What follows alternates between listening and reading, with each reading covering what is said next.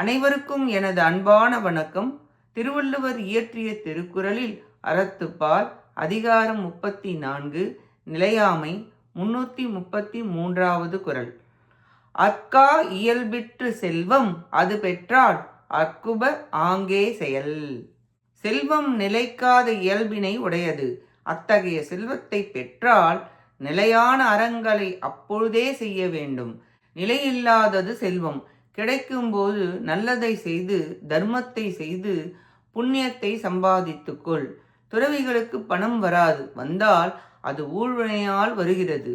உடன் அதை தானமும் பயன் நோக்காத பூஜைகளையும் செய்துவிட்டால் வினை கழியும் போது மீண்டும் பிறப்பு உண்டாகாமல் வீடு பேறு கிடைக்கும்.